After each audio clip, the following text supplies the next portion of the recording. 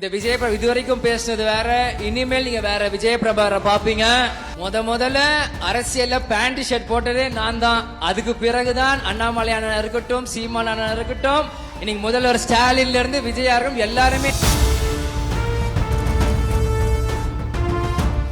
இன்னைக்கு எத்தனையோ புதிய கட்சிகள் வந்தாலும் இன்னைக்கு களத்தில் ஸ்ட்ராங்கா இருக்கிற ஒரே கட்சி தேசிய முற்போக்கு திராவிட கழகம் தான். இன்னைக்கு நம்ம பண்றது ஏன் மக்களுக்கு பெருசா தெரியல அப்படின்னா, இன்னைக்கு எல்லாமே டிஜிட்டல் மீடியா ஆயிருச்சு. இன்னைக்கு வர அரசியல் எல்லாமே டிஜிட்டல். உடனே போட்டோ எடுக்கணும், வாட்ஸ்அப் ஸ்டேட்டஸ், உடனே போட்டோ, யூடியூப், பேஸ்புக், இன்ஸ்டாகிராம் உடனே பண்றாங்க. நம்ம போன மீட்டிங்ல பேசினது தான். இன்னைக்கு நீங்க வர ஒவ்வொருத்தரும் வந்து என் கூட செல்ஃபி போட்டோ எடுக்க வரீங்க, எல்லாத்துக்குமே வரீங்க. உங்க போனை நான் பாக்குறேன். நம்ம எல்லாரும் ஏழைகள் தான். ஆனால் இனி வருங்கால அரசியல் நம்மளோட வேகமா இருக்கும்போது நீங்க ஒரு அன்பு வேண்டுகோளா நான் சொல்றேன், எல்லாருமே ஃபர்ஸ்ட் ஒரு நல்ல போன் வாங்குங்க. ஏன்னா நம்ம எளிமையான சொன்ன மாதிரி இன்னைக்கு வந்து யூடியூப்ல வந்து யாரோ தப்பா பேசுறாங்கன்னா உடனே போய் பதிவு போடணும். அதுக்கு நம்ம கையில ஒரு நல்ல போன், யூடியூப்ல நம்ம இருக்கணும், பேஸ்புக்ல இருக்கணும், இன்ஸ்டாகிராம்ல இருக்கணும், எல்லாத்துலயும் இருந்தாலும் நம்ம பதிவு போட முடியும். அது இமிடியேட்டா நீங்க செய்யணும். இன்னைக்கு வந்து வெறும் 1% ஓட்டு, 1/2% கீழே எத்தனையோ பேர் தவறா பேசுறாங்க. யானை நடக்கதான் காட்டுக்கே வழின்னு சொல்லுவாங்க. இந்த செயற்குழு பொதுக்குழு பிறகு நம்ம நடக்க கடலூர் மாநாடு நம்ம வழியே காட்டுவோம். நம்ம வலிமை என்னன்னு அந்த மாநாட்டில் காமிப்போம். ஏதோ வந்தேன் போன மேடையில பேசணும் மட்டும் யாரும் நினைக்காதீங்க. நிச்சயமா நம்ம செய்யணும். செய்ய முடியுமா? இன்னைக்கு எல்லா யூடியூப்லயுமே எதுக்கு எந்த கட்சி பத்தியும் பேசாம தேமுதிக மட்டும் இந்த கேப்டன் கப்பியருக்கு அந்த கட்சி இல்ல ஏன் சொல்றாங்க? ஏன் மத்த கட்சி பத்தி பேசலாம்ல, ஏன் தேமுதிக பத்தி? பயம். அந்த பயம் இருக்கிறதுனாலதான் நம்ம கட்சியை பத்தி எல்லாரும் பேசிட்டு இருக்காங்க. அவன் என்னப்பா அந்த பையன் வரமாட்டான் அப்படின்னு நினைக்காதீங்க. நீ வரமாட்டேன்னு சொல்ல நான் வந்துட்டே தான் இருப்பேன். ஏன்னா கேப்டன் என்றாலே எதிர்நீச்சல் போட்டு வந்தவர் கேப்டன். நான் கேப்டன் ஒன்னும் 30 வயசுல மேல நான் பார்க்கல. பிறந்த குழந்தையில இருந்து நான் கேப்டனை பார்த்துட்டு இருக்கேன். தினமும் கேப்டன் எப்படியோ அப்படிதான். அதனால எல்லாரும் தைரியமா இருங்க. நமக்கான காலம் ரெடி ஆயிட்டு இருக்கு. எதுக்கும் பயப்படாதீங்க. உங்க கூட தம்பியாக நான் நிக்க தயாரா இருக்கிறேன். நான் வேற எந்த அரசியலும் பேச விரும்பல. நான் நிறைய பேச பார்த்தேன். ஆனா இன்னைக்கு வந்து நம்ம தொண்டர்கள், நம்ம கட்சி இதுக்காக மட்டும்தான். இனி வர மேடை பேச்சுகள் எல்லாமே இந்த விஜய் இதுவரைக்கும் பேசினது வேற, இனிமேல் நீங்க வேற விஜய் பிரபாகரை பாப்பீங்க. இவ்வளவு வருஷம் சத்திரியத்தனம் இருந்தது. ஏன் இதை சொல்றேன்னா, டிசம்பர் 28 கேப்டன் மறையும் போது எனக்கு ஆழ மனசுல எனக்கு ஒன்று தோணுச்சு. இவ்வளவு வருஷம் கேப்டன் கஷ்டப்பட்டு இவ்வளவு பண்றாரு.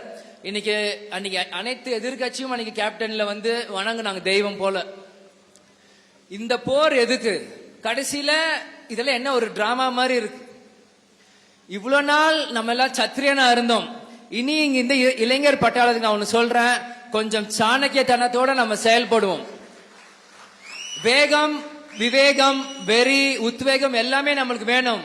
ஆனா இனி ஒரு படி எடுத்து வைக்கிறதுக்கு முன்னாடி 100 முறை யோசிச்சு நீ ஒரு படி எடுத்து வைக்கணும்.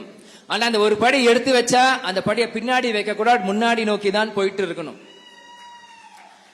நான் வேகமா பேசவும் தயார். ஆனா இந்நேரம் நம்ம வேகம் வேணா, விவேகம் தான் நம்மளுக்கு வேணும். அதைத்தான் நான் சொல்றேன். நம்ம கட்சி ஜெயிக்கணும், நீங்க கோட்டைக்குள்ள போகணும், அதை பார்த்து வானத்திலிருந்து கேப்டன் சந்தோஷப்படணும். அதுதான் நம்மளுக்கு வேணும். நிச்சயமா நம்மள செய்ய முடியும். கேப்டன் சொல்ற மாதிரி முடியாது என்பது முட்டாளுக்கு சொந்தமானது, முடியும் என்பதுதான் அறிவாளிக்கு சொந்தமானது. சில பேர் சொன்னாங்க தம்பி வேஷ்டி ஷர்ட்டை போட்டு இன்னைக்கு வரணும்ட்டு. முதல்ல அரசியல்ல பேண்ட் ஷர்ட் போட்டதே நான் தான். அதுக்கு பிறகுதான் அண்ணாமலை அண்ணன் இருக்கட்டும், சீமான் அண்ணன் இருக்கட்டும், இன்னைக்கு முதல்வர் ஸ்டாலின்ல இருந்து விஜயாரும் எல்லாருமே இன்னைக்கு இதுதான் பேண்ட் ஷர்ட் தான். அதனால லுக்க விட்டுருங்க, உள்ளத்தை பாருங்க. மக்களுக்காக சேவையை நம்ம செய்வோம். என்னைக்கு கரை வேஷ்டி போடணும்னு கேப்டன் எனக்கு சொல்லுவார், அன்னைக்கு நான் போடுறேன். இன்னைக்கு நம்மளோட வேகம் நடையில இருக்கணும். நிச்சயமாக அந்நியார் சொன்ன மாதிரி 234 தொகுதியிலும் சுற்றுப்பயணம் செய்ய நான் தயாரா இருக்கிறேன். அவங்க ஆணைக்கு எனக்கட்டும், நான் என்னைக்கு சொன்னாலும் நான் ரெடி. அதே மாதிரி கடலூர் மாவட்டத்துல மாநாடு நடத்துறாங்க. ஒரு சின்ன எனக்கு ஒரு பேசும்போது சின்ன ஞாபகம் வந்துச்சு. முதல்ல நான் வந்து ஒரு 2 வயசு 3 வயசு பையனா இருக்கும்போது கேப்டன் கடலூர் மாவட்டத்துக்குள்ள போறாரு. அப்போ கேப்டன் வந்து வேற வண்டியில மாறி போகும்போது என்னைய மட்டும் அவர் வண்டியில உட்கார வச்சு என்னை அமுச்சு விட்டார். கேப்டன் வண்டி வரும்போது மொத்த கூட்டமே சுத்திட்டாங்க அந்த வண்டிய சுத்திட்டு. அப்ப சிவக்கொழுந்து அண்ணன் தான் வந்து எட்டி பாக்குறாரு. அந்த சுருட்ட முடி இன்னொரு ஞாபகம் இருக்கு. அவர் வந்து எட்டி பார்த்து, தம்பி நீங்களா? என் தம்பி தான் இருக்காரு, தலைவர் நம்ம போயிட்டாரு முன்னாடி வண்டியிலன்ட்டு. எப்படி அன்னைக்கு நான் சின்ன பையனா அந்த கூட்டத்தை நான் பார்த்து வேந்து பார்த்தேன்.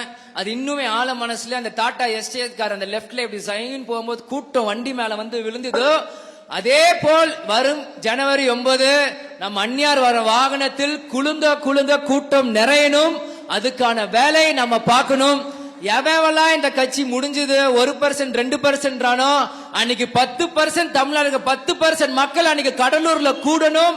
அதுதான் நம்மளோட டார்கெட்டாக இருக்கணும். அதனால இன்னைக்கு என்னோட பதவி ஏற்ற அனைவருக்கும் வாழ்த்துக்களை நான் தெரிவித்துக் கொள்கிறேன். செய்திகளை உடனுக்குடனும் துல்லியமாகவும் தெரிந்து கொள்ள சப்ஸ்கிரைப் பண்ணுங்க.